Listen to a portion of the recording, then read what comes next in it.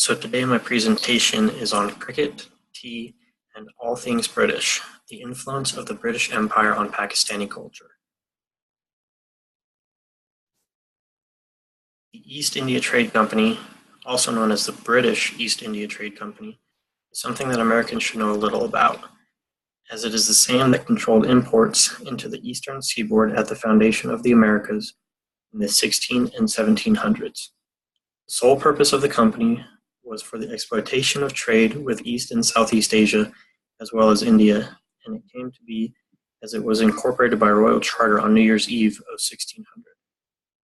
Starting as a monopolistic trading body, the company became involved in politics and acted as an agent of British imperialism and rule in India from the early 18th century to the mid-19th century.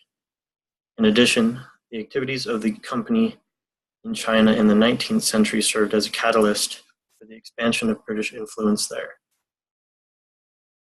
The company was formed to share in the East Indian spice trade. That trade had been a monopoly of Spain and Portugal until the defeat of the Spanish Armada by England, which gave the English the chance to break the monopoly, hence the creation of the company 12 years later. The British expansion is different than most. Something interesting is that the Great Britain did not use force when expanding throughout the India-Pakistan territory, although they did make threats and at times needed to enforce those threats. The amount of India's territory under either direct or indirect British control grew as officials signed treaties with local princes.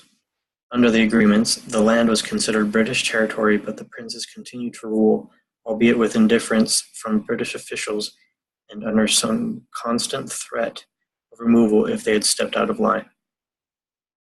Some princes became tremendously wealthy under the British regime. One prince became the wealthiest person in the world because of the resources that his region was able to provide for the British.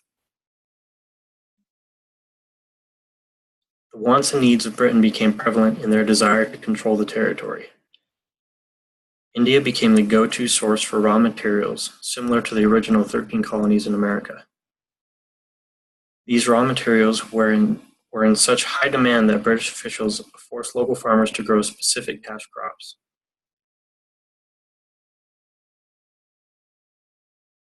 Scholars from Great Britain had a sound knowledge of developmental psychology. They used this knowledge to influence the young minds and the way of thinking of Indian children, rather than attempting to control the adults whose thinking is hard to change. So to conclude, we will touch on what is the newfound pride of Pakistan, which is cricket.